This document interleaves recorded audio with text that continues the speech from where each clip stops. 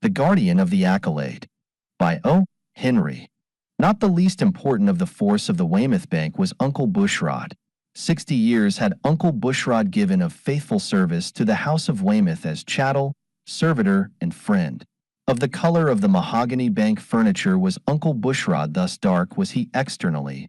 White as the uninked pages of the bank ledgers was his soul.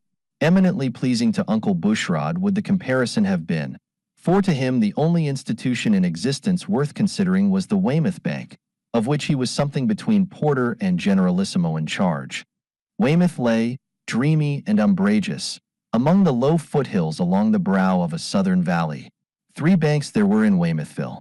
2 were hopeless, misguided enterprises, lacking the presence and prestige of a Weymouth to give them glory.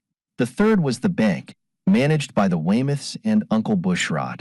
In the old Weymouth homestead, the red brick, white porticoed mansion, the first to your right as you crossed Elder Creek, coming into town lived Mr. Robert Weymouth, the president of the bank, his widowed daughter, Mrs. Vesey, called Miss Letty by everyone, and her 2 children, Nan and Guy.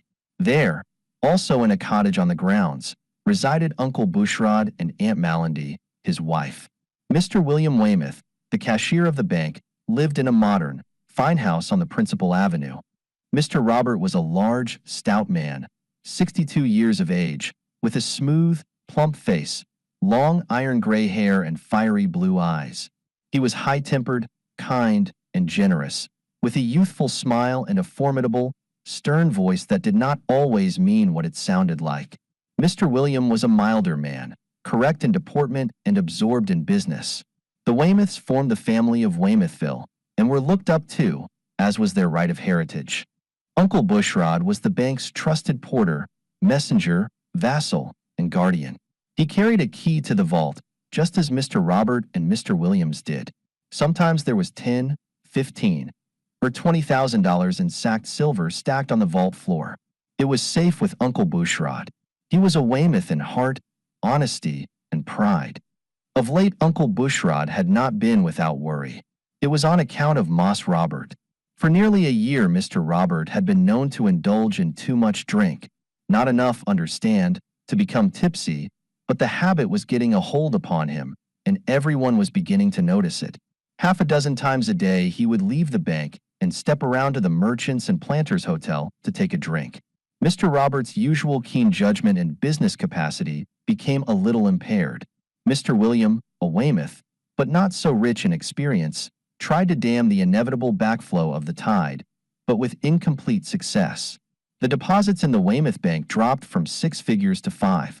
Past due paper began to accumulate, owing to injudicious loans. No one cared to address Mr. Robert on the subject of temperance. Many of his friends said that the cause of it had been the death of his wife some 2 years before. Others hesitated on account of Mr. Robert's quick temper, which was extremely apt to resent personal interference of such a nature. Miss Letty and the children noticed the change and grieved about it. Uncle Bushrod also worried, but he was one of those who would not have dared to remonstrate, although he and Moss Robert had been raised almost as companions. But there was a heavier shock coming to Uncle Bushrod than that caused by the bank president's toddies and juleps. Mr. Robert had a passion for fishing, which he usually indulged whenever the season and business permitted. One day, when reports had been coming in relating to the bass and perch, he announced his intention of making a 2 or 3 days visit to the lakes. He was going down, he said, to Reedy Lake with Judge Archinard, an old friend. Now, Uncle Bushrod was treasurer of the Sons and Daughters of the Burning Bush. Every association he belonged to made him treasurer without hesitation. He stood AA1 in colored circles. He was understood among them to be Mr. Bushrod Weymouth, of the Weymouth Bank. The night following the day on which Mr. Robert mentioned his intended fishing trip, the old man woke up and rose from his bed at 12 o'clock, declaring he must go down to the bank and fetch the passbook of the Sons and Daughters, which he had forgotten to bring home. The bookkeeper had balanced it for him that day, put the canceled checks in it, and snapped 2 elastic bands around it. He put but 1 band around other passbooks. Aunt Malandy objected to the mission at so late an hour, denouncing it as foolish and unnecessary, but Uncle Bushrod was not to be deflected from duty. "I done told Sister Adeline Hoskins," he said, to come by here for dat book tomorrow morning at 7 o'clock, for to hire it to de meetin' of de boat of arrangements, and dat book gwine to be here when she come. So, Uncle Bushrod put on his old brown suit, got his thick hickory stick, and meandered through the almost deserted streets of Weymouthville. He entered the bank, unlocking the side door, and found the passbook where he had left it, in the little back room used for consultations, where he always hung his coat. Looking about casually, he saw that everything was as he had left it, and was about to start for home when he was brought to a standstill by the sudden rattle of a key in the front door. Someone came quickly in, closed the door softly, and entered the counting room through the door in the iron railing. That division of the bank space was connected with the back room by a narrow passageway, now in deep darkness. Uncle Bushrod, firmly gripping his hickory stick, tiptoed gently up this passage until he could see the midnight intruder into the sacred precincts of the Weymouth Bank. One dim gas jet burned there, but even in its nebulous light he perceived at once that the prowler was the bank's president. Wondering, fearful, undecided what to do, the old colored man stood motionless in the gloomy strip of hallway and waited developments. The vault, with its big iron door, was opposite him. Inside that was the safe, holding the papers of value, the gold and currency of the bank. On the floor of the vault was, perhaps, $18,000 in silver. The president took his key from his pocket, opened the vault, and went inside, nearly closing the door behind him. Uncle Bushrod saw, through the narrow aperture, the flicker of a candle. In a minute or two it seemed an hour to the watcher. Mr. Robert came out, bringing with him a large hand satchel, handling it in a careful but hurried manner, as if fearful that he might be observed. With one hand he closed and locked the vault door. With a reluctant theory forming itself beneath his wool, Uncle Bushrod waited and watched, shaking in his concealing shadow. Mr. Robert set the satchel softly upon a desk and turned his coat collar up about his neck and ears. He was dressed in a rough suit of gray, as if for traveling. He glanced with frowning intentness at the big office clock above the burning gas jet, and then looked lingeringly about the bank. Lingeringly and fondly, Uncle Bushrod thought, as one who bids farewell to dear and familiar scenes. Now he caught up his burden again and moved promptly and softly out of the bank by the way he had come, locking the front door behind him. For a minute or longer Uncle Bushrod was as stone in his tracks. Had that midnight rifler of safes and vaults been any other on earth than the man he was, the old retainer would have rushed upon him and struck to save the Weymouth property. But now the watcher's soul was tortured by the poignant dread of something worse than mere robbery. He was seized by an accusing terror that said the Weymouth name and the Weymouth honor were about to be lost. Moss Robert robbing the bank. What else could it mean? The hour of the night, the stealthy visit to the vault, the satchel brought forth and with expedition and silence, the prowler's rough dress, his solicitous reading of the clock, and noiseless departure. What else could it mean? And then to the turmoil of Uncle Bushrod's thoughts came the corroborating recollection of preceding events. Mr. Robert's increasing intemperance and consequent many moods of royal high spirits and stern tempers. The casual talk he had heard in the bank of the decrease in business and difficulty in collecting loans. What else could it all mean but that Mr. Robert Weymouth was an absconder, was about to fly with the bank's remaining funds, leaving Mr. William, Miss Letty, Little Nab, Guy, and Uncle Bushrod to bear the disgrace? During 1 minute Uncle Bushrod considered these things, and then he awoke to sudden determination and action. "Lord, Lord," he moaned aloud, as he hobbled hastily toward the side door. "Secca come off after all these here years of big doin's and fine doin's. Scanlouse sights upon de earth when de Weymouth family done turn out robbers and bezzlers. Time for Uncle Bushrod to clean out somebody's chicken coop and eben matters up. Oh Lord, Moss Robert, you ain't gwine do den Miss Letty and dem chillin' so proud and talkin' Weymouth, all the time. I'm gwine to stop you yef I can. Spec you shoot Mr. Nigger's head off yef he fool wid you, but I'm gwine stop you yef I can." Uncle Bushrod, aided by his hickory stick, impeded by his rheumatism, hurried down the street toward the railroad station, where the two lines touching Weymouthville met. As he had expected and feared, he saw there Mr. Robert, standing in the shadow of the building, waiting for the train. He held the satchel in his hand. When Uncle Bushrod came within 20 yards of the bank president, standing like a huge, gray ghost by the station wall, sudden perturbation seized him. The rashness and audacity of the thing he had come to do struck him fully. He would have been happy could he have turned and fled from the possibilities of the famous Weymouth wrath. But again he saw, in his fancy, the white reproachful face of Miss Letty, and the distressed looks of Nan and Guy, should he fail in his duty and they question him as to his stewardship. Braced by the thought, he approached in a straight line, clearing his throat and pounding with his stick so that he might be early recognized. Thus he might avoid the likely danger of too suddenly surprising the sometimes hasty Mr. Robert. "Is that you, Bushrod?" called the clam-ant, clear voice of the gray ghost. "Yes, Sue, Moss Robert." "What the devil are you doing out at this time of night?" For the first time in his life, Uncle Bushrod told Moss Robert a falsehood. He could not repress it. He would have to circumlocute a little. His nerve was not equal to a direct attack. "I done been down, Sue, to see ole Aunt Maria Patterson. She taken sick in tonight, and I hired her a bottle of Mlindy's Medicine." "Yes, Sue." "Humph," said Robert. "You better get home out of the night air. It's damp. You'll hardly be worth killing tomorrow on account of your rheumatism. Think it'll be a clear day, Bushrod?" "I low it will, Sue." The sunset red last night. Mr. Robert lit a cigar in the shadow, and the smoke looked like his gray ghost expanding and escaping into the night air. Somehow, Uncle Bushrod could barely force his reluctant tongue to the dreadful subject. He stood, awkward, shambling, with his feet upon the gravel and fumbling with his stick. But then, afar off 3 miles away, at the Jimtown switch he heard the faint whistle of the coming train, the one that was to transport the Weymouth name into the regions of dishonor and shame. All fear left him.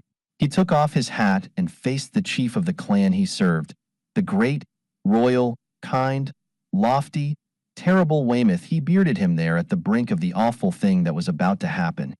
"Moss Robert," he began, his voice quivering a little with the stress of his feelings. "You 'member de day all rode de tournament at Oaklawn? De day, Sue, dat you win into ridin', and you crowned Miss Lucy de queen?"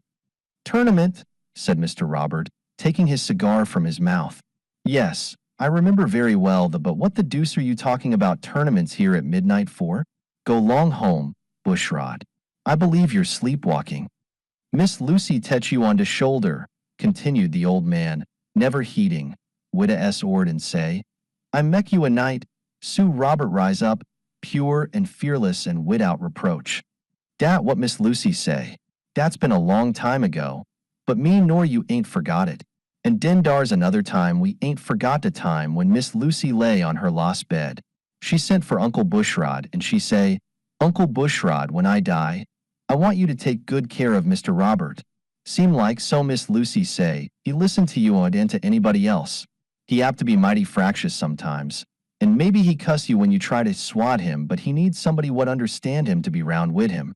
He am like a little child sometimes, so Miss Lucy say, wid her eyes shining in her thin face, but he always been dim was her words my night, pure and fearless and without reproach." Mr. Robert began to mask, as was his habit, a tendency to soft heartedness with a spurious anger. You old windbag," he growled through a cloud of swirling cigar smoke. "I believe you are crazy. I told you to go home, Bushrod. Miss Lucy said that, did she? Well, we haven't kept the scutcheon very clear. 2 years ago last week, wasn't it, Bushrod, when she died? Confound it. Are you going to stand there all night gabbing like a coffee-colored gander?" The train whistled again. Now it was at the water tank, a mile away. "Moss Robert," said Uncle Bushrod, laying his hand on the satchel that the banker held, "for God's sake, don take dis wid you. I knows what's in it. I knows where you got it in de bank. Don kire it wid you. Dey's big trouble in dat valise for Miss Lucy, and Miss Lucy's child's chillin'. Hit's bound to destroy de name of Weymouth and bow down dem dat own it wid shame and tribulation. Moss Robert, you can kill dis ol' nigger yef you will, but don't take away dis valise. If I ever crosses over to Jordan, what I gwine to say to Miss Lucy when she asks me, 'Uncle Bushrod, Warfo, didn't you take good care of Mr. Robert? Mr. Robert Weymouth threw away his cigar and shook free one arm with that peculiar gesture that always preceded his outbursts of irascibility. Uncle Bushrod bowed his head to the expected storm, but he did not flinch. If the house of Weymouth was to fall, he would fall with it. The banker spoke, and Uncle Bushrod blinked with surprise. The storm was there, but it was suppressed to the quietness of a summer breeze. "Bushrod," said Mr. Robert, in a lower voice than he usually employed, "you have overstepped all bounds. You have presumed upon the leniency with which you have been treated to meddle unpardonably. So you know what is in this satchel. Your long and faithful service is some excuse, but go home, Bushrod, not another word." But Bushrod grasped the satchel with a firmer hand. The headlight of the train was now lightening the shadows about the station. The roar was increasing, and folks were stirring about at the trackside. Mars Robert, Jim Dieu valise. "I got a right, Sue, to talk to you dis way. I slaved for you, and tended to you from a child up. I went to you to war as yo body servant till we whipped the Yankees and sent him back to Denoti. I was at yo weddin', and I was in fur away when yo Miss Letty was bound.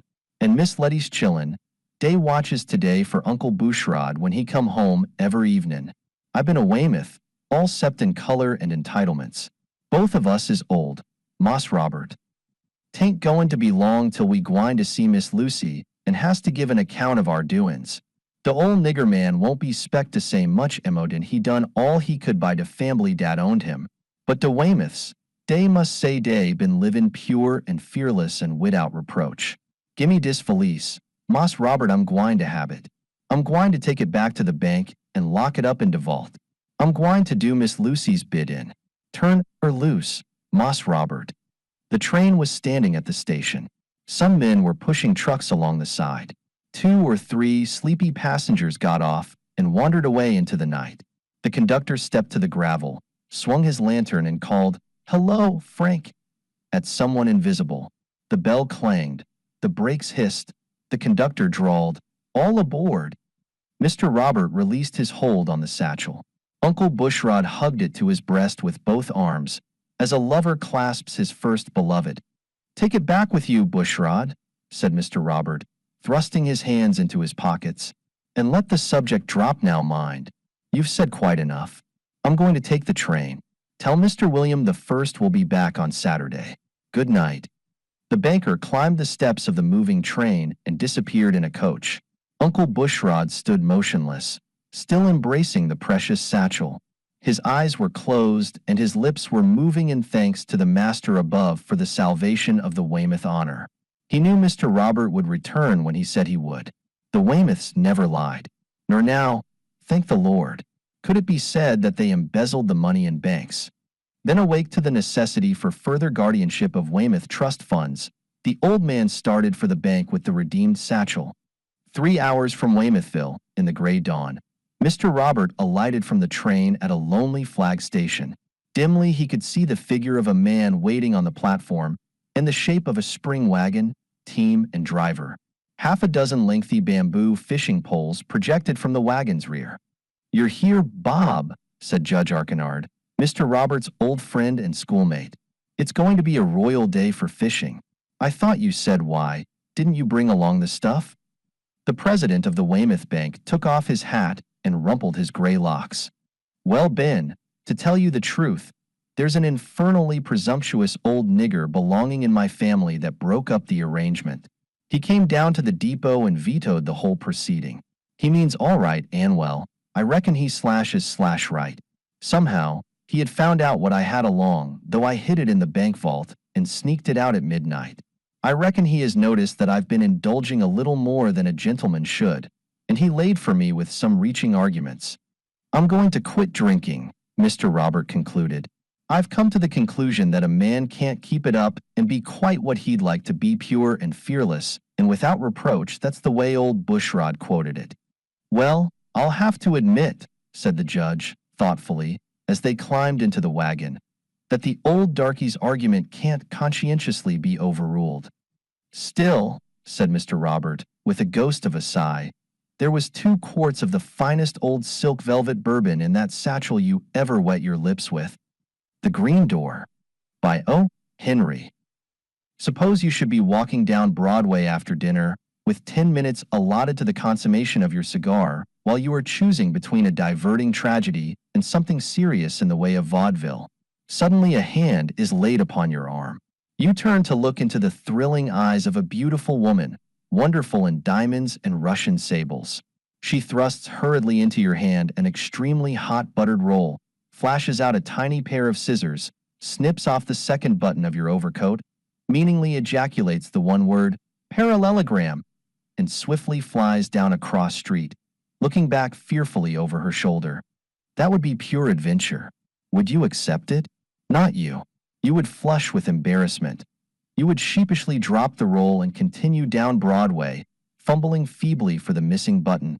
This you would do unless you are one of the blessed few in whom the pure spirit of adventure is not dead. True adventurers have never been plentiful. They who are set down in print as such have been mostly businessmen with newly invented methods. They have been out after the things they wanted: golden fleeces, holy grails, lady loves, treasure, crowns, and fame. The true adventurer goes forth aimless and uncalculating to meet and greet unknown fate. A fine example was the prodigal son when he started back home. Half adventurers, brave and splendid figures, have been numerous. From the Crusades to the Palisades, they have enriched the arts of history and fiction in the trade of historical fiction. But each of them had a prize to win, a goal to kick, an axe to grind, a race to run, a new thrust in tierce to deliver, a name to carve, a crow to pick. So they were not followers of true adventure. In the big city, the twin spirits romance and adventure are always abroad seeking worthy wooers. As we roam the streets, they slyly peep at us and challenge us in 20 different guises. We are grown stiff with the ramrod of convention down our backs. We pass on, and some day we come, at the end of a very dull life, to reflect that our romance has been a pallid thing of a marriage or two, a satin rosette kept in a safe deposit drawer, and a lifelong feud with a steam radiator. We are grown stiff with the ramrod of convention down our backs. We pass on, and some day we come, at the end of a very dull life, to reflect that our romance has been a pallid thing of a marriage or two, a satin rosette kept in a safe deposit drawer, and a lifelong feud with a steam radiator. Rudolf Steiner was a true adventurer. Few were the evenings on which he did not go forth from his hall bedchamber in search of the unexpected and the egregious. The most interesting thing in life seemed to him to be what might lie just around the next corner. Sometimes his willingness to tempt fate led him into strange paths. Twice he had spent the night in a station house. Again and again he had found himself the dupe of ingenious and mercenary tricksters. His watch and money had been the price of one flattering allurement. But with undiminished ardor, he picked up every glove cast before him into the merry lists of adventure. One evening Rudolph was strolling along a cross-down street in the older central part of the city. 2 streams of people filled the sidewalks, the home-hurrying, and that restless contingent that abandons home for the specious welcome of the 1,000-candle-power table d'hôte. The young adventurer was of pleasing presence, and moved serenely and watchfully. By daylight he was a salesman in a piano store. He wore his tie drawn through a topaz ring instead of fastened with a stick pin, and once he had written to the editor of a magazine that Junie's Love Test by Miss Libby had been the book that had most influenced his life. During his walk, a violent chattering of teeth in a glass case on the sidewalk seemed at first to draw his attention, with a qualm, to a restaurant before which it was set. But a second glance revealed the electric letters of a dentist's sign high above the next door. A giant Negro, fantastically dressed in a red embroidered coat, yellow trousers, and a military cap, discreetly distributed cards to those of the passing crowd who consented to take them. This mode of dentistic advertising was a common sight to Rudolph. Usually he passed the dispenser of the dentist's cards without reducing his store, but tonight the African slipped one into his hand so deftly that he retained it there, smiling a little at the successful feat. When he had traveled a few yards further, he glanced at the card indifferently. Surprised, he turned it over and looked again with interest. One side of the card was blank. On the other was written in ink 3 words, "The Green Door." And then Rudolph saw, 3 steps in front of him, a man throw down the card the Negro had given him as he passed. Rudolph picked it up. It was printed with the dentist's name and address in the usual schedule of plate work and bridge work and specious promises of painless operations.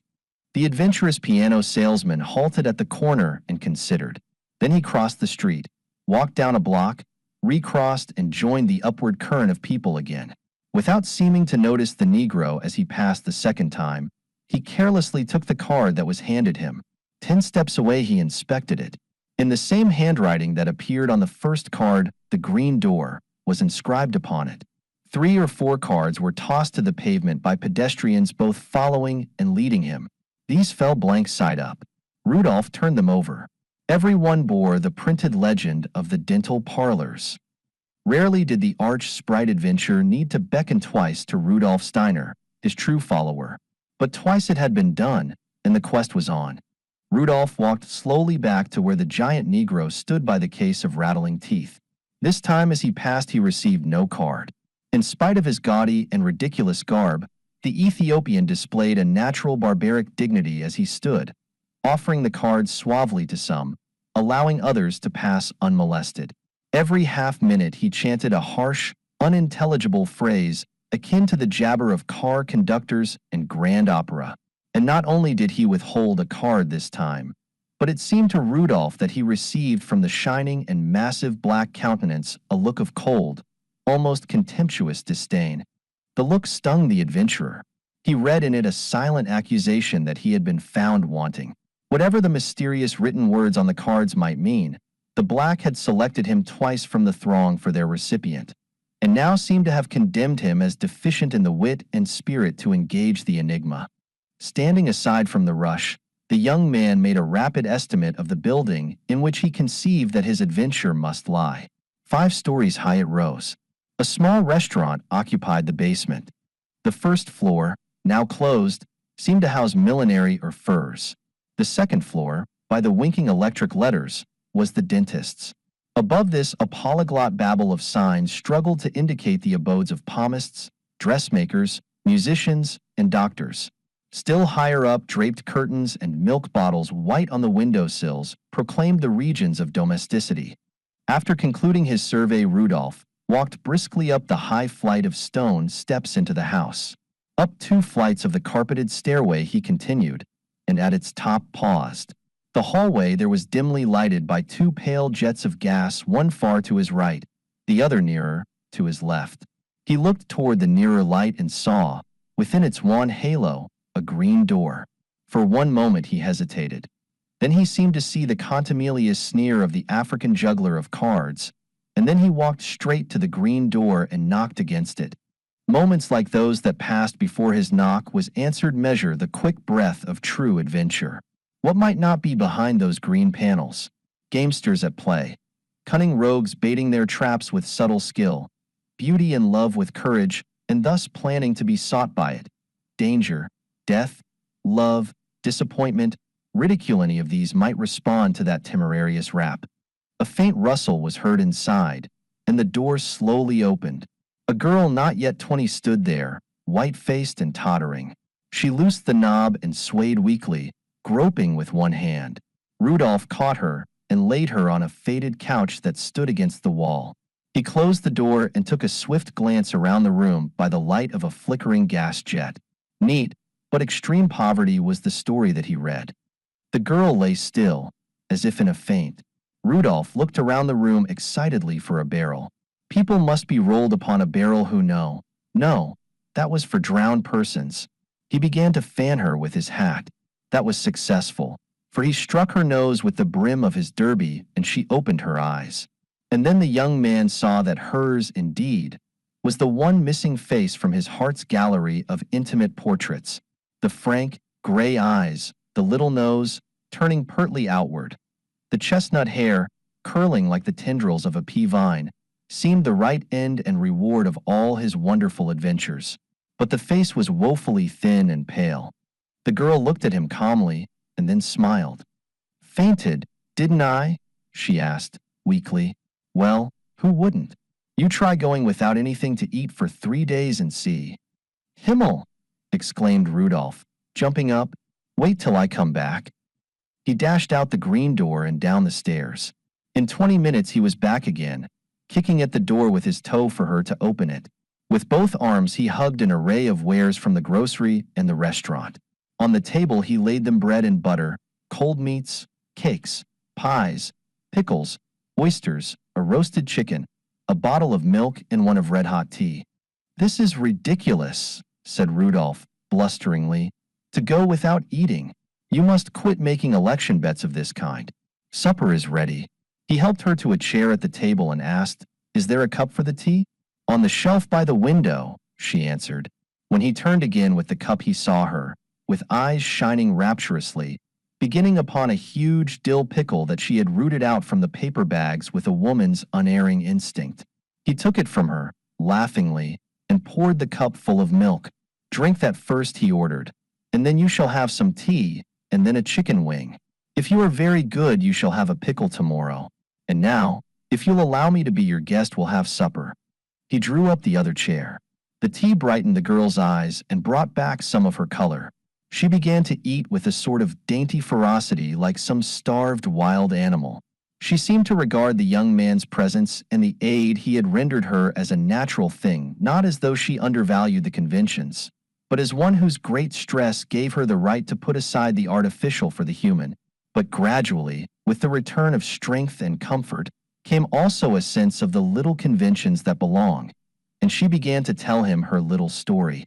It was one of 1,000, such as the city yawns at every day, the shop girl's story of insufficient wages, further reduced by fines that go to swell the store's profits, of time lost through illness, and then of lost positions, lost hope, and the knock of the adventurer upon the green door. But to Rudolph the history sounded as big as the Iliad or the crisis in Junie's love test. "To think of you going through all that," he exclaimed. "It was something fierce," said the girl, solemnly. "And you have no relatives or friends in the city?" "None whatever. I am all alone in the world, too," said Rudolph, after a pause. "I am glad of that," said the girl promptly, and somehow it pleased the young man to hear that she approved of his bereft condition. Very suddenly her eyelids dropped and she sighed deeply.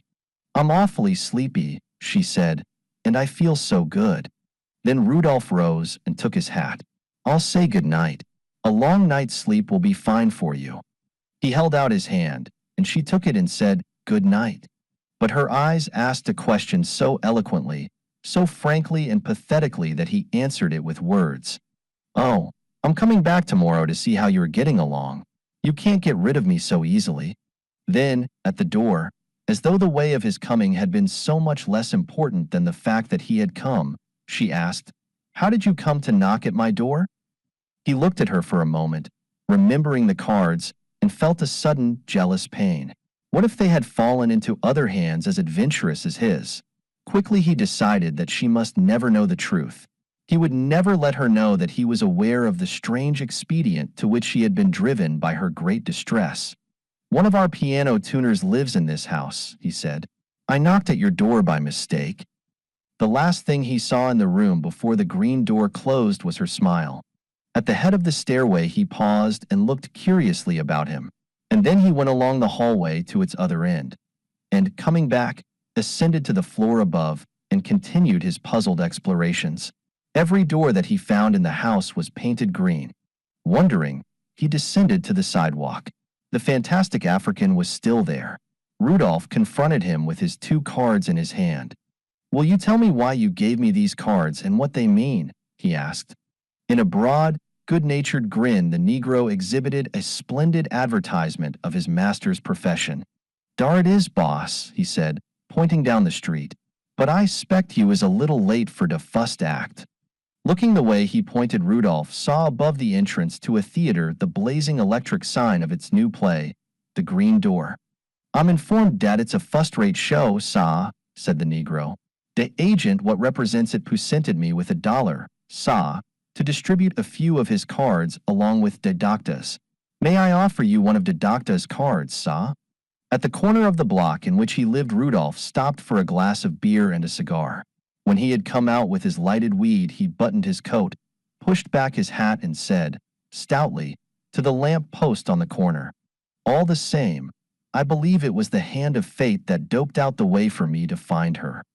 Which conclusion, under the circumstances, certainly admits Rudolf Steiner to the ranks of the true followers of romance and adventure. The Greater Coney, by O. Henry. Next Sunday, said Dennis Carnahan, I'll be after going down to see the new Coney Island that's risen like a phoenix bird from the ashes of the old resort. I'm going with Nora Flynn and we'll fall victims to all the dry goods deceptions, from the red flannel eruption of Mount Vesuvius to the pink silk ribbons on the race suicide problems in the incubator kiosk. Was I there before? I was. I was there last Tuesday. Did I see the sights? I did not. Last Monday I amalgamated myself with the Bricklayers Union, and in accordance with the rules I was ordered to quit work the same day on account of a sympathy strike with the Lady Salmon Canners Lodge No. 2 of Tacoma, Washington. 'Twas disturbed I was in mind and proclivities by losing me job, being already harassed in me soul on account of having quarreled with Nora Flynn a week before by reason of hard words spoken at the dairyman and street sprinkler driver's semi-annual ball, caused by jealousy and prickly heat and that divil, Andy Coghlan. So, I says, it will be Coney for Tuesday, and if the shoots and the short change and the green corn silk between the teeth don't create diversions and get me feeling better, then I don't know at all. You will have heard that Coney has received moral reconstruction. The old Bowery, where they used to take your tintype by force and give you knockout drops before having your palm read, is now called the Wall Street of the island. The Wienerwurst stands are required by law to keep a news ticker in M, and the donuts are examined every 4 years by a retired steamboat inspector. The nigger man's head that was used by the old patrons to throw baseballs at is now illegal, and, by order of the police commissioner, the image of a man driving an automobile has been substituted. I hear that the old immoral amusements have been suppressed. People who used to go down from New York to sit in the sand and dabble in the surf now give up their quarters to squeeze through turnstiles and see imitations of city fires and floods painted on canvas. The reprehensible and degrading resorts that disgraced old Coney are said to be wiped out.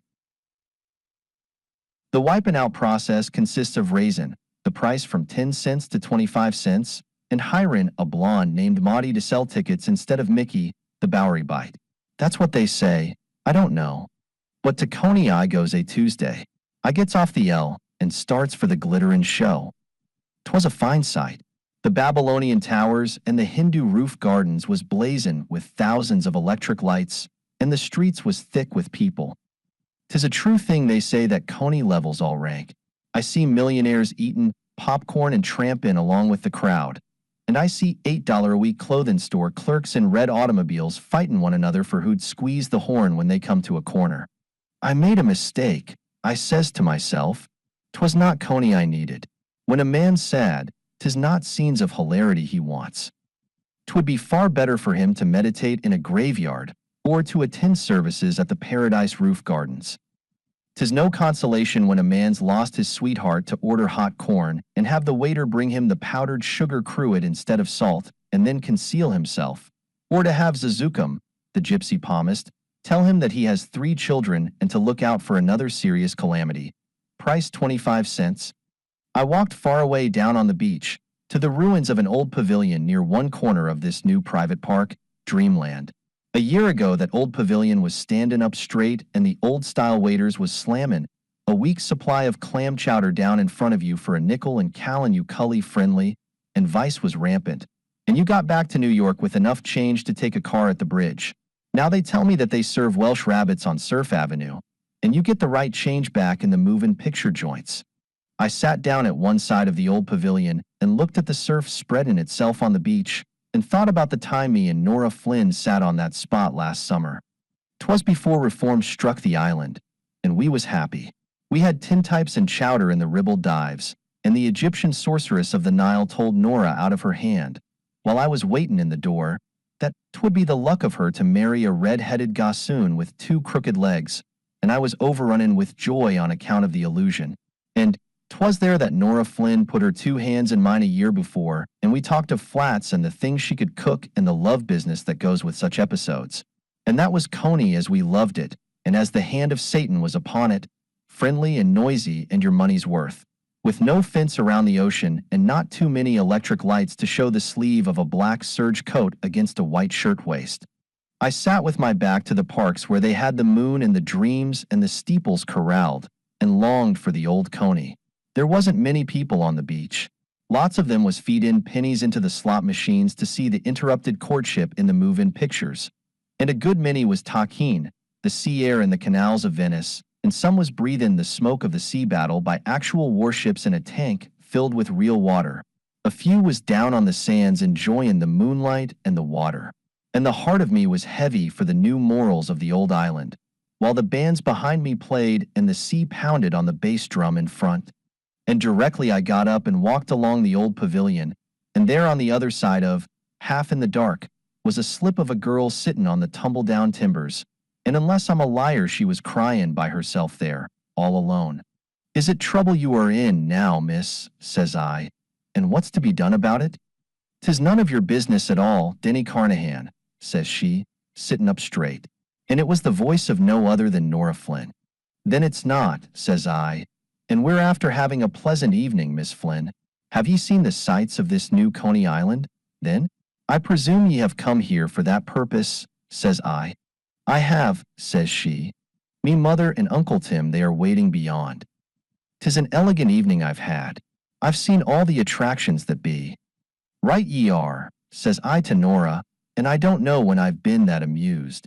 After disportin' meself among the most laughable moral improvements of the revised shell games, I took meself to the shore for the benefit of the cool air. "And did ye observe the Durbar, Miss Flynn?" "I did," says she, reflectin', "but 'tis not safe, I'm thinkin', to ride down them slantin' things into the water." "How did ye fancy the shoots?" I asks. "True then, I'm afraid of guns," says Nora. "They make such noise in my ears. But Uncle Tim, he shot them, he did, and won cigars." "'Tis a fine time we had this day, Mr. Carnahan." "I'm glad you've enjoyed yourself," I says. "I suppose you've had a roarin' fine time seeing the sights. And how did the incubators and the helter-skelter and the midget suit the taste of ye?" I wasn't hungry," says Nora, faint. "But mother ate a quantity of all of 'em. I'm that pleased with the fine things in the new Coney Island," says she, "that it's the happiest day I've seen in a long time, at all." "Did you see Venice?" says I. "We did," says she.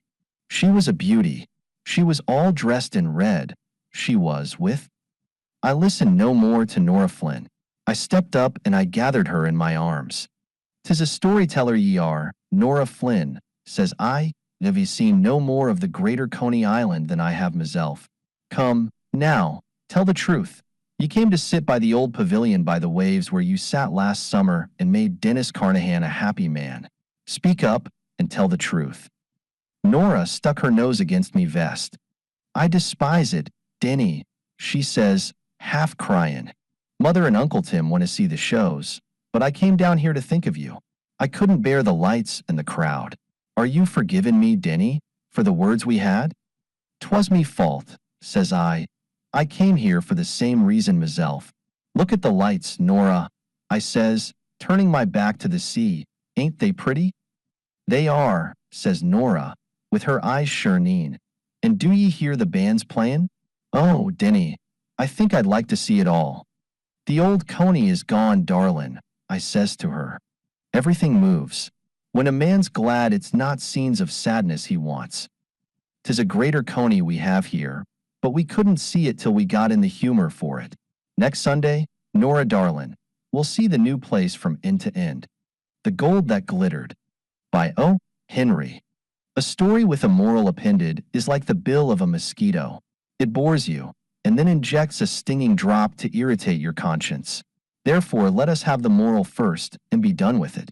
All is not gold that glitters, but it is a wise child that keeps the stopper in his bottle of testing acid. Where Broadway skirts the corner of the square presided over by George the Voracious is the Little Rialto. Here stand the actors of that quarter, and this is their shibboleth. "Nit," says I to Frohman, "you can't touch me for a kopeck less than $2.50 per," and out I walks. Westward and southward from the Thespian glare are one or two streets where a Spanish-American colony has huddled for a little tropical warmth in the nipping north. The center of life in this precinct is El Refugio, a cafe and restaurant that caters to the volatile exiles from the south. Up from Chile, Bolivia, Colombia, the rolling republics of Central America, and the ireful islands of the Western Indies flit the cloaked and sombreroed señors, who are scattered like burning lava by the political eruptions of their several countries. Hither they come to lay counterplots, to bide their time, to solicit funds, to enlist filibusters, to smuggle out arms and ammunitions, to play the game at long taw. In El Refugio, they find the atmosphere in which they thrive. In the restaurant of El Refugio are served compounds delightful to the palate of the man from Capricorn or Cancer. Altruism must halt the story thus long. On, diner, weary of the culinary subterfuges of the Gallic chef, hie thee to El Refugio. There only will you find a fish bluefish, shad or pompano from the Gulf baked after the Spanish method. Tomatoes give it color, individuality, and soul. Chili Colorado bestows upon it zest, originality, and fervor. Unknown herbs furnish piquancy and mystery, and but its crowning glory deserves a new sentence. Around it, above it, beneath it, in its vicinity, but never in it hovers an ethereal aura, an effluvium so rarefied and delicate that only the Society for Psychical Research could note its origin. Do not say that garlic is in the fish at El Refugio. It is not otherwise than as if the spirit of garlic, flitting past, has wafted one kiss that lingers in the parsley-crowned dish, as haunting as those kisses in life, by hopeless fancy feigned on lips that are for others. And then, when Conchito, the waiter, brings you a plate of brown frijoles and a carafe of wine that has never stood still between Oporto and El Refugio, Dios. One day, a Hamburg American liner deposited upon Pier Number 55 General Perico Ximenez Villablanca Falcon, a passenger from Cartagena. The general was between a claybank and a bay in complexion, had a 42-inch waist, and stood 5 feet 4 with his dewberry heels. He had the mustache of a shooting gallery proprietor. He wore the full dress of a Texas congressman and had the important aspect of an uninstructed delegate. General Falcon had enough English under his hat to enable him to inquire his way to the street in which El Refugio stood. When he reached that neighborhood, he saw a sign before a respectable red brick house that read, Hotel Español. In the window was a card in Spanish, Aquis habla Español. The general entered, sure of a congenial port. In the cozy office was Mrs. O'Brien, the proprietress. She had blondo, unimpeachably blonde hair. For the rest, she was amiability and ran largely to inches around. General Falcon brushed the floor with his broad-brimmed hat and emitted a quantity of Spanish, the syllables sounding like firecrackers gently popping their way down the string of a bunch. "Spanish or Dago?" asked Mrs. O'Brien, pleasantly. "I am a Colombian, madam," said the general proudly. "I speak the Spanish. The advisement in your window say the Spanish he is spoken here. How is that?" "Well, you've been speaking it, ain't you?" said the madam. "I'm sure I can't." At the Hotel Español, General Falcon engaged rooms and established himself. At dusk he sauntered out upon the streets to view the wonders of this roaring city of the north. As he walked he thought of the wonderful golden hair of Madame O'Brien. "It is here," said the general to himself, no doubt in his own language, "that one shall find the most beautiful senoras in the world. I have not in my Columbia viewed among our beauties one so fair. But no, it is not for the General Falcon to think of beauty. It is my country that claims my devotion." At the corner of Broadway and the Little Rialto the general became involved. The street cars bewildered him, and the fender of one upset him against a pushcart laden with oranges. A cab driver missed him an inch with a hub and poured barbarous execrations upon his head. He scrambled to the sidewalk and skipped again in terror when the whistle of a peanut roaster puffed a hot scream in his ear. "Valgame Dios! What devil's city is this?" As the general fluttered out of the streamers of passers like a wounded snipe, he was marked simultaneously as game by two hunters. One was Bully Maguire, whose system of sport required the use of a strong arm and the misuse of an 8-inch piece of lead pipe. The other Nimrod of the asphalt was Spider Kelly, a sportsman with more refined methods. In pouncing upon their self-evident prey, Mr. Kelly was a shade the quicker. His elbow fended accurately the onslaught of Mr. McGuire. "Go on," he commanded harshly. "I saw it first." McGuire slunk away, awed by superior intelligence. "Pardon me," said Mr. Kelly to the general, "but you got balled up in the shuffle, didn't you? Let me assist you." He picked up the general's hat and brushed the dust from it. The ways of Mr. Kelly could not but succeed. The general, bewildered and dismayed by the resounding streets, welcomed his deliverer as a caballero with a most disinterested heart. "I have a desire," said the general, "to return to the hotel of O'Brien, in which I am stopped. Caramba, senor, there is a loudness and rapidness of going and coming in the city of this Nueva York." Mr. Kelly's politeness would not suffer the distinguished Colombian to brave the dangers of the return unaccompanied. At the door of the Hotel Espagnol they paused. A little lower down on the opposite side of the street shone the modest illuminated sign of El Refugio. Mr. Kelly, to whom few streets were unfamiliar, knew the place exteriorly as a Dago joint. All foreigners Mr. Kelly classed under the two heads of Dagos and Frenchmen. He proposed to the general that they repair thither and substantiate their acquaintance with a liquid foundation. An hour later found General Falcon and Mr. Kelly seated at a table in the conspirators' corner of El Refugio. Bottles and glasses were between them. For the 10th time, the general confided the secret of his mission to the Estados Unidos.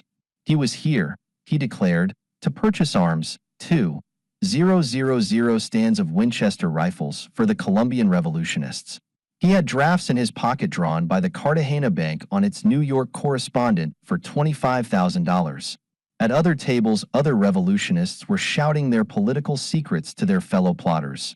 But none was as loud as the general. He pounded the table. He hallooed for some wine. He roared to his friend that his errand was a secret one, and not to be hinted at to a living soul. Mr. Kelly himself was stirred to sympathetic enthusiasm. He grasped the general's hand across the table. "Monsieur," he said earnestly, "I don't know where this country of yours is, but I'm for it. I guess it must be a branch of the United States, though, for the poetry guys and the schoolmarms call us Columbia, too, sometimes. It's a lucky thing for you that you butted into me tonight. I'm the only man in New York that can get this gun deal through for you. The Secretary of War of the United States is me best friend. He's in the city now, and I'll see him for you tomorrow. In the meantime, Monsieur, you keep them drafts tight in your inside pocket. I'll call for you tomorrow and take you to see him. Say, that ain't the District of Columbia you're talking about, is it?" concluded Mr. Kelly with a sudden qualm. "You can't capture that with no 2,000 guns. It's been tried with more." "No, no, no," exclaimed the general.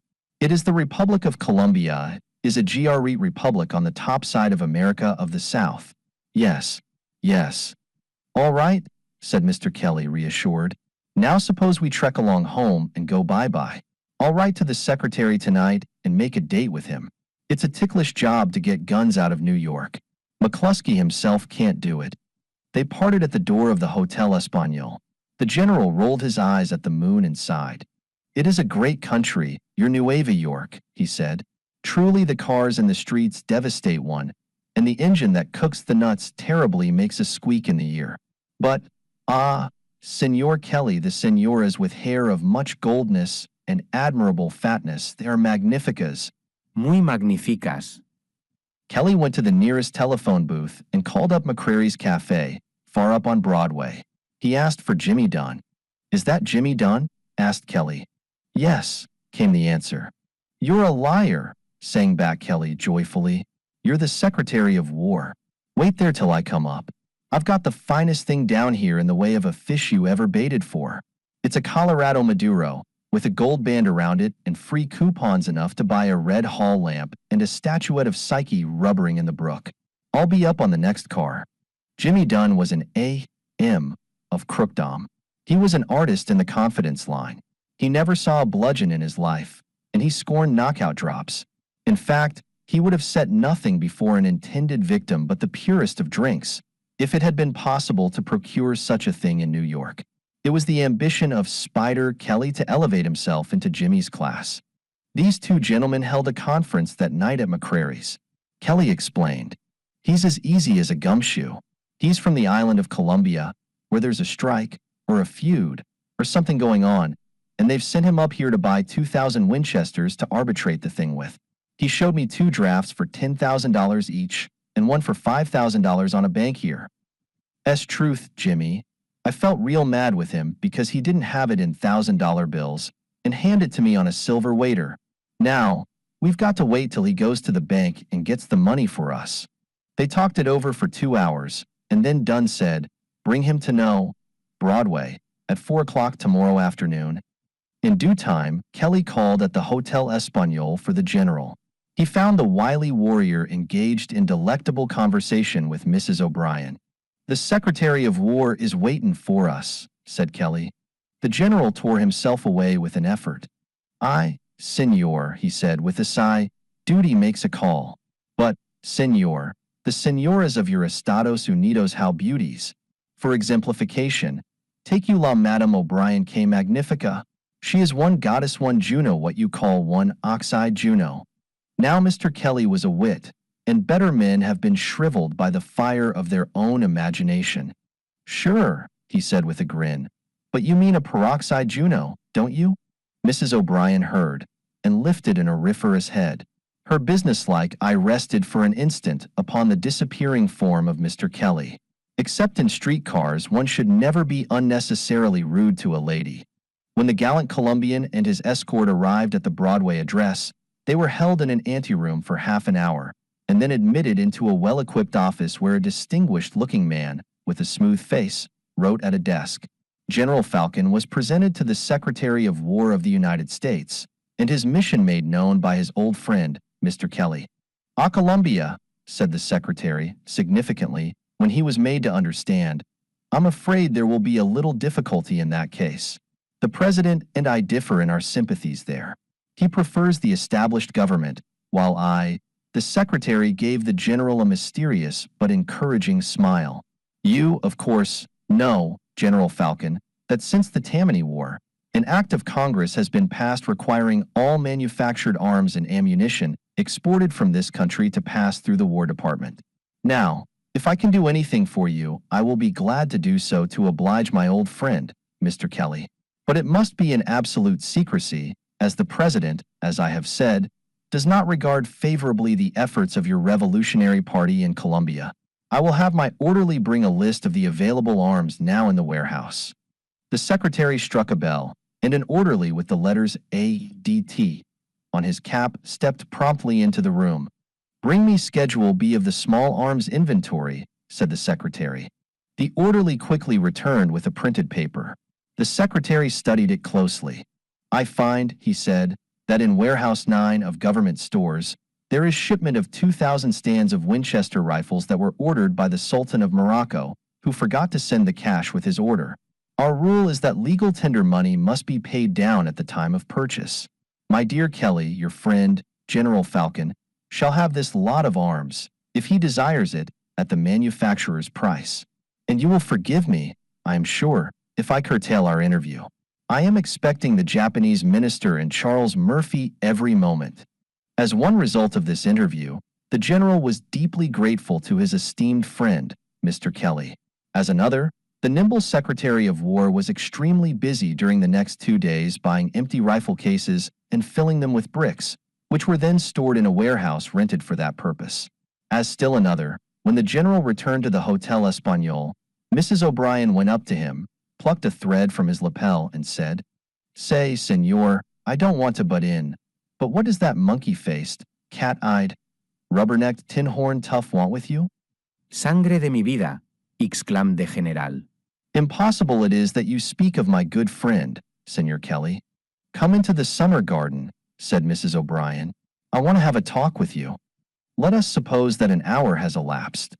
"And you say," said the general, "that for the sum of $18,000 can be purchased the furnishment of the house and the lease of 1 year with this garden so lovely, so resembling unto the patios of my cara Columbia? And dirt cheap at that," sighed the lady. "Ah, Dios," breathed General Falcon. "What to me is war and politics? This spot is one paradise. My country would have other brave heroes to continue the fighting. What to me should be glory in the shooting of mans? Ah, no. It is here I have found one angel. Let us buy the Hotel Espagnol, and you shall be mine, and the money shall not be waste on guns. Mrs. O'Brien rested her blonde pompadour against the shoulder of the Colombian patriot. Oh, senor, she sighed. Happily, ain't you terrible? 2 days later was the time appointed for the delivery of the arms to the general. The boxes of supposed rifles were stacked in the rented warehouse, and the Secretary of War sat upon them, waiting for his friend Kelly to fetch the victim. Mr. Kelly hurried, at the hour, to the Hotel Espagnol. He found the general behind the desk adding up accounts. I have decided, said the general, to buy not guns.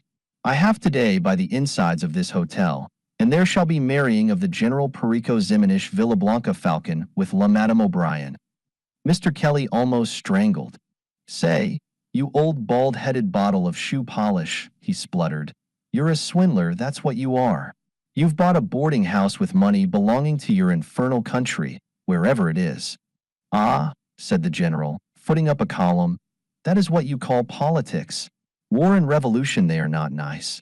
Yes, it is not best that one shall always follow Minerva.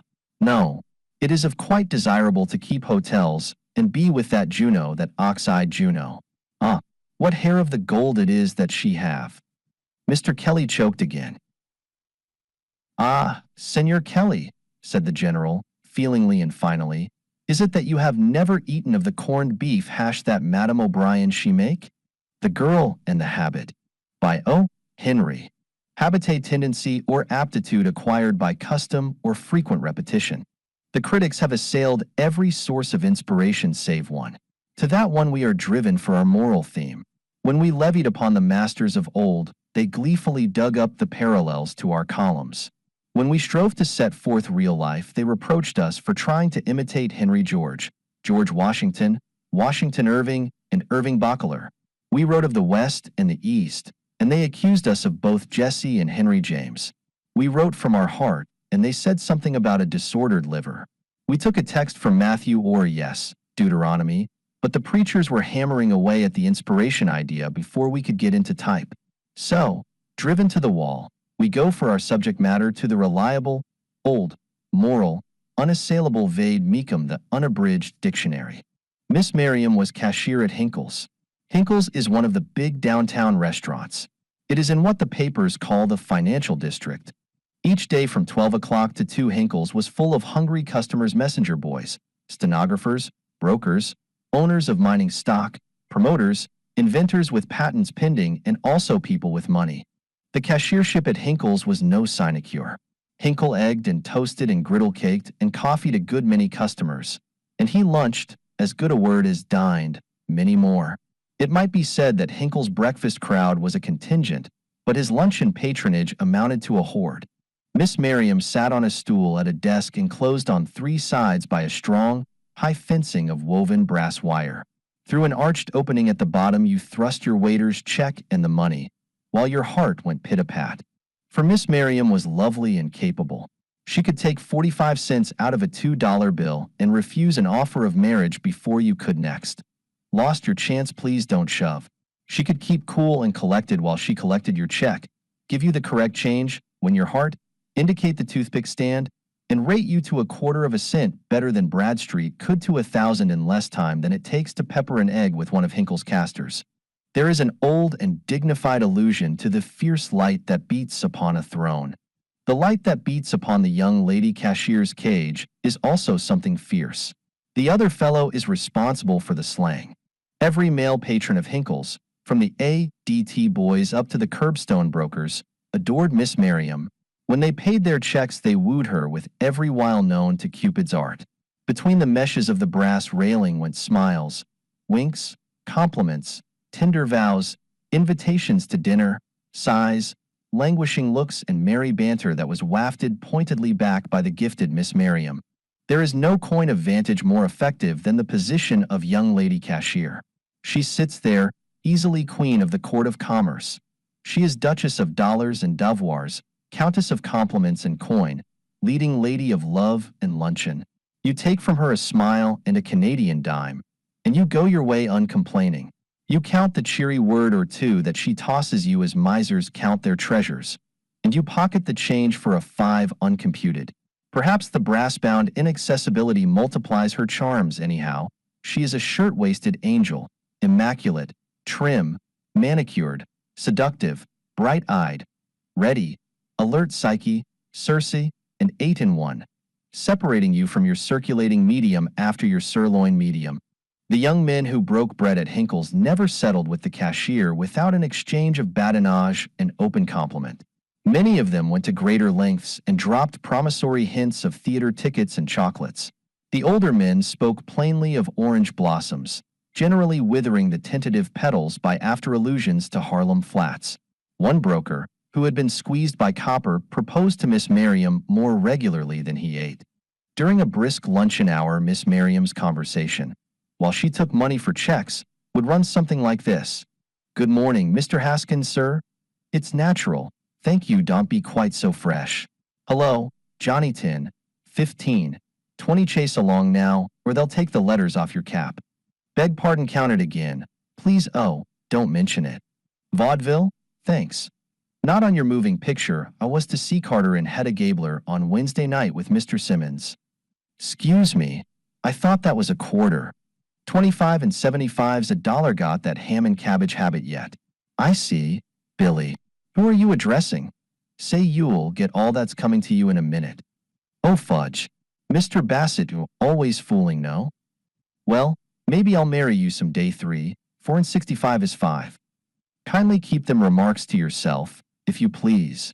10 cents? 'Scuse me, the check calls for 70. Well, maybe it is a 1 instead of a 7. Oh, do you like it that way, Mr. Saunders?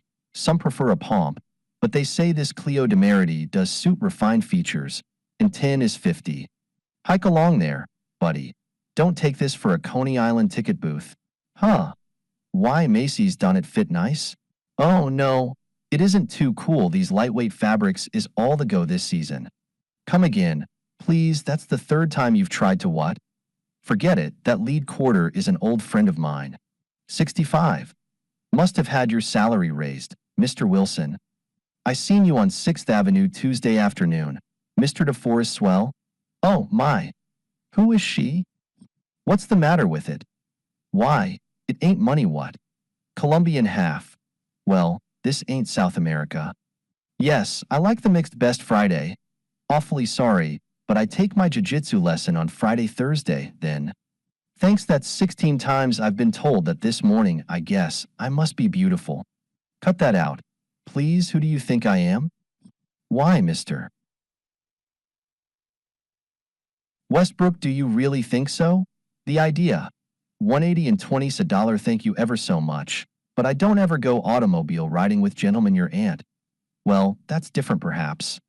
Please don't get fresh. Your check was 15 cents. I believe. Kindly step aside and let. Hello, been coming around Thursday evening.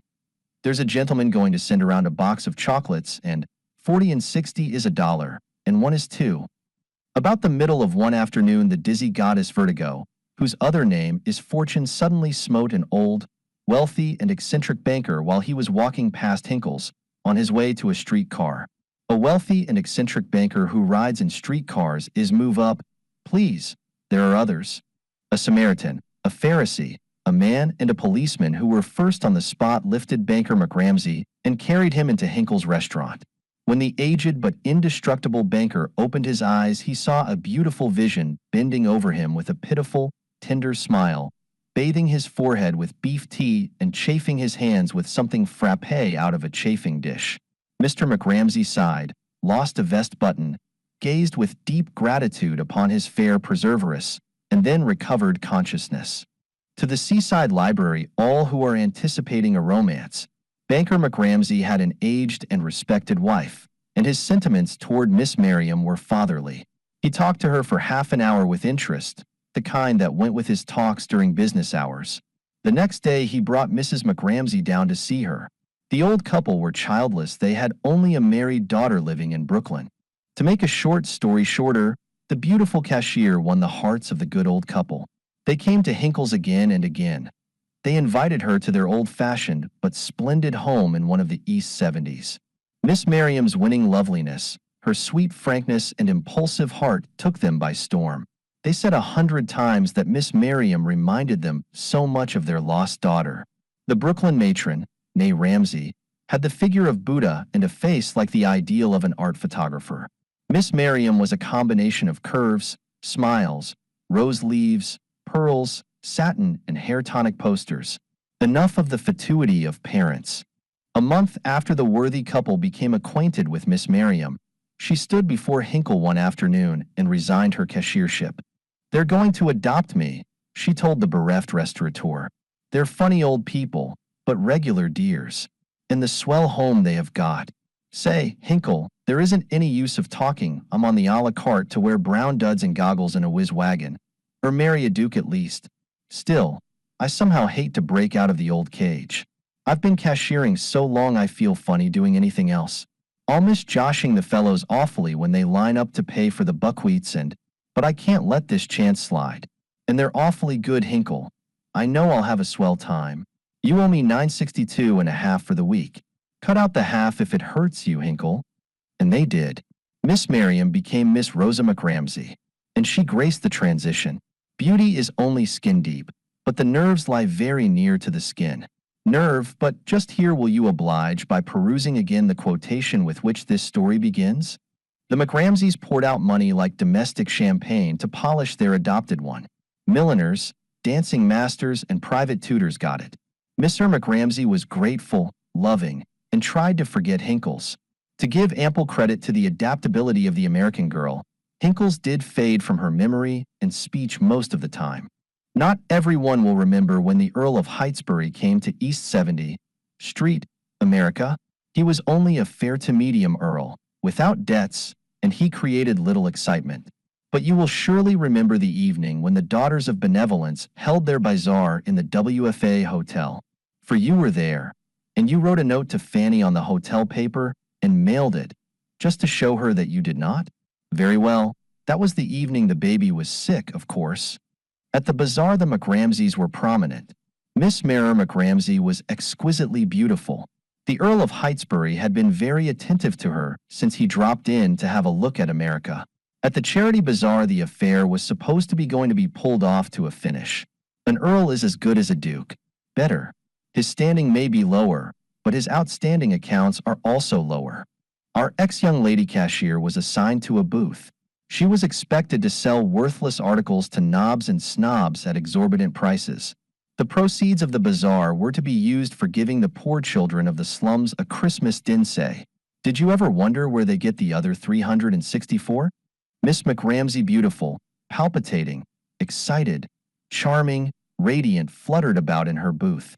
An imitation brass network, with a little arched opening, fenced her in. Along came the Earl, assured, delicate, accurate, admiring greatly, and faced the open wicket. "You look charming, you know 'pon my word you do, my dear," he said, beguilingly. Miss McRamsay whirled around. "Cut that joshing out," she said, coolly and briskly. "Who do you think you are talking to? Your check, please." "Oh, Lordy." Patrons of the bazaar became aware of a commotion and pressed around a certain booth. The Earl of Heytesbury stood near by pulling a pale blonde and puzzled whisker. "Miss McRamsay has fainted," someone explained. "The Girl and the Graft." By O. Henry. The other day I ran across my old friend Ferguson Pogue. Pogue is a conscientious grafter of the highest type. His headquarters is the Western Hemisphere, and his line of business is anything from speculating in town lots on the Great Staked Plains to selling wooden toys in Connecticut, made by hydraulic pressure from nutmegs ground to a pulp. Now and then when Pogue has made a good haul, he comes to New York for a rest. He says the jug of wine and loaf of bread and thou in the wilderness business is about as much rest and pleasure to him as sliding down the bumps at Coney would be to President Taft. "Give me," says Pogue, "a big city for my vacation, especially New York. I'm not much fond of New Yorkers, and Manhattan is about the only place on the globe where I don't find any." While in the metropolis, Pogue can always be found at one of two places. One is a little second-hand bookshop on 4th Avenue, where he reads books about his hobbies, Mahometanism, and taxidermy. I found him at the other his hall bedroom in 18th Street where he sat in his stocking feet trying to pluck the banks of the Wabash out of a small zither. For years he has practiced this tune without arriving near enough to cast the longest trout line to the water's edge. On the dresser lay a blued steel Colts 45 and a tight roll of 10s and 20s, large enough around to belong to the spring rattlesnake story class. A chambermaid with a room-cleaning air fluttered nearby in the hall, unable to enter or to flee, scandalized by the stocking feet, aghast at the Colts, yet powerless, with her metropolitan instincts, to remove herself beyond the magic influence of the yellow-hued roll. I sat on his trunk while Ferguson Pogue talked. No one could be franker or more candid in his conversation. Beside his expression, the cry of Henry James for lacteal nourishment at the age of 1 month would have seemed like a Chaldean cryptogram. He told me stories of his profession with pride, for he considered it an art, and I was curious enough to ask him whether he had known any women who followed it. "Ladies," said Pogue with Western chivalry, "well, not to any great extent. They don't amount to much in special lines of graft, because they're all so busy in general lines." "What? Why, they have to. Who's got the money in the world? The men. Did you ever know a man to give a woman $1 without any consideration? A man will shell out his dust to another man free and easy and gratis. But if he drops a penny in one of the machines run by the Madam Eve's Daughters Amalgamated Association and the pineapple chewing gum don't fall out when he pulls the lever, you can hear him kick to the superintendent 4 blocks away. Man is the hardest proposition a woman has to go up against. He's the low-grade one, and she has to work overtime to make him pay. 2 times out of 5 she's salted. She can't put in crushers and costly machinery. He'd notice him and be on to the game. They have to pan out what they get, and it hurts their tender hands. Some of them are natural sluice troughs and can carry out $1,000 to the ton.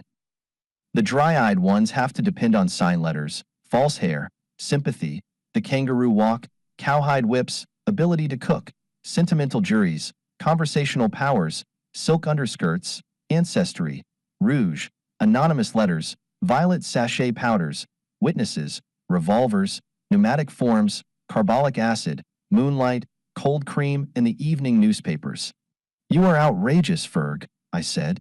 "Surely there is none of this graft, as you call it, in a perfect and harmonious matrimonial union."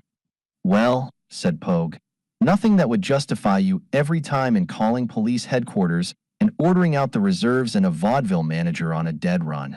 But it's this way. Suppose you're a Fifth Avenue millionaire, soaring high, on the right side of Copper and Cappers. You come home at night and bring a $9 million diamond brooch to the lady who's staked you for a claim. You hand it over. She says, 'Oh, George,' and looks to see if it's backed. She comes up and kisses you. You've waited for it. You get it. All right. It's graft. But I'm telling you about Artemisia Bly. She was from Kansas, and she suggested corn in all of its phases. Her hair was as yellow as the silk. Her form was as tall and graceful as a stalk in the low grounds during a wet summer. Her eyes were as big and startling as bunions, and green was her favorite color. On my last trip into the cool recesses of your sequestered city, I met a human named Vaucross. He was worth, that is, he had $1 million. He told me he was in business on the street." "A sidewalk merchant?" says I, sarcastic. "Exactly," says he, "senior partner of a paving concern." I kind of took to him. For this reason, I met him on Broadway one night when I was out of heart, luck, tobacco in place. He was all silk hat, diamonds in front. He was all front. If you had gone behind him, you would have only looked yourself in the face. I looked like a cross between Count Tolstoy and a June lobster. I was out of luck. I had but let me lay my eyes on that dealer again. Vaucross stopped and talked to me a few minutes, and then he took me to a high-toned restaurant to eat dinner. There was music, and then some Beethoven, and Bordelaise sauce, and cussing in French and frangipangi, and some hauteur and cigarettes. When I am flush, I know them places. I declare, I must have looked as bad as a magazine artist sitting there without any money in my hair, all rumpled like I was booked to read a chapter from Elsie's School Days at a Brooklyn bohemian smoker. But Vaucross treated me like a bear hunter's guide. He wasn't afraid of hurting the waiter's feelings. "Mr. Pogue," He explains to me, I am using you. Go on, says I hope you don't wake up. And then he tells me, the kind of man he was. He was a New Yorker. His whole ambition was to be noticed. He wanted to be conspicuous. He wanted people to point him out and bow to him and tell others who he was. He said it had been the desire of his life always. He didn't have but $1 million, so he couldn't attract attention by spending money. He said he tried to get into public notice one time by planting a little public square on the east side with garlic for free use of the poor, but Carnegie heard of it and covered it over at once with a library in the Gaelic language. 3 times he had jumped in the way of automobiles. But the only result was 5 broken ribs and a notice in the papers that an unknown man, 5 feet 10, with 4 amalgam-filled teeth, supposed to be the last of the famous Red Leary gang, had been run over. Ever try the reporters? I asked him. Last month, says Mr. Vaucross, my expenditure for lunches to reporters was $124.80. Get anything out of that? I asks.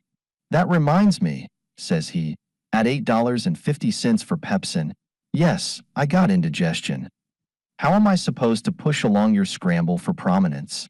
I inquires. Contrast? Something of that sort tonight, says Vaucross. It grieves me, but I am forced to resort to eccentricity. And here he drops his napkin in his soup and rises up and bows to a gent who is devastating a potato under a palm across the room. The police commissioner, says my climber, gratified. Friend, says I, in a hurry, have ambitions but don't kick a rung out of your ladder. When you use me as a stepping stone to salute the police, you spoil my appetite on the grounds that I may be degraded and incriminated. Be thoughtful. At the Quaker City Squab Inn Casserole, the idea about Artemisia Bligh comes to me. Suppose I can manage to get you in the papers, says I, column or 2 every day in all of them, and your picture in most of them for a week. How much would it be worth to you? $10,000, says Vaucross, warm in a minute. But no murder, says he, and I won't wear pink pants at a cotilin. I wouldn't ask you to, says I. This is honorable, stylish, and uneffeminate. Tell the waiter to bring a demi-tasse and some other beans, and I will disclose to you the opus moderandi. We closed the deal an hour later in the Rococo Rouge ET Noise Room. I telegraphed that night to Miss Artemisia in Salina. She took a couple of photographs and an autograph letter to an elder in the 4th Presbyterian Church in the morning and got some transportation and $80. She stopped in Topeka long enough to trade a flashlight interior and a valentine to the vice president of a trust company for a mileage book and a package of $5 notes with $250 scrawled on the band. The 5th evening after she got my wire, she was waiting, all décolleté and dressed up, for me and Vaucross to take her to dinner in one of these New York feminine apartment houses where a man can't get in unless he plays bezique and smokes depilatory powder cigarettes. She's a stunner, says Vaucross when he saw her. They'll give her a 2-column cut sure. This was the scheme the 3 of us concocted. It was business straight through. Vaucross was to rush Miss Bligh with all the style and display and emotion he could for a month. Of course, that amounted to nothing as far as his ambitions were concerned. The sight of a man in a white tie and patent leather pumps pouring greenbacks through the large end of a cornucopia to purchase nutriment and heartsease for tall, willowy blondes in New York is as common a sight as blue turtles in delirium tremens. But he was to write her love letters, the worst kind of love letters, such as your wife publishes after you are dead every day. At the end of the month, he was to drop her, and she would bring suit for $100,000 for breach of promise. Miss Artemisia was to get $10,000. If she won the suit, that was all, and if she lost, she was to get it anyhow. There was a signed contract to that effect. Sometimes they had me out with him, but not often. I couldn't keep up to their style. She used to pull out his notes and criticize them like bills of lading. Say, you, she'd say. What do you call this letter to a hardware merchant from his nephew on learning that his aunt has nettle rash? You Eastern duffers know as much about writing love letters as a Kansas grasshopper does about tugboats. My dear Miss Bligh, wouldn't that put pink icing and a little red sugar bird on your bridal cake? How long do you expect to hold an audience in a courtroom with that kind of stuff? You want to get down to business and call me Tweedlem's babe and honeysuckle and sign yourself Mama's own big bad puggy wuggy boy. If you want any limelight to concentrate upon your sparse gray hairs, get sappy. After that, Vaucross dipped his pen in the indelible Tabasco. His notes read like something or other in the original. I could see a jury sitting up and women tearing one another's hats to hear him read. And I could see piling up for Mr. Vaucross as much notoriousness as Archbishop Cranmer or the Brooklyn Bridge or cheese on salad ever enjoyed. He seemed mighty pleased at the prospects. They agreed on a night, and I stood on Fifth Avenue outside a solemn restaurant and watched him. A process server walked in and handed Vaucross the papers at his table. Everybody looked at him, and he looked as proud as Cicero. I went back to my room and lit a 5-cent cigar, for I knew the $10,000 was as good as ours. About 2 hours later, somebody knocked at my door. There stood Vaucross and Miss Artemisia, and she was clinging, yes, sir, clinging to his arm, and they tells me they'd been out and got married. And they articulated some trivial cadences about love and such. And they laid down a bundle on the table and said good night and left. And that's why I say, concluded Ferguson Pogue, that a woman is too busy occupied with her natural vocation and instinct of graft, such as is given her for self-preservation and amusement, to make any great success in special lines. What was in the bundle that they left? I asked, with my usual curiosity. Why, said Ferguson, there was a scalper's railroad ticket as far as Kansas City and 2 pairs of Mr. Vaucross's old pants.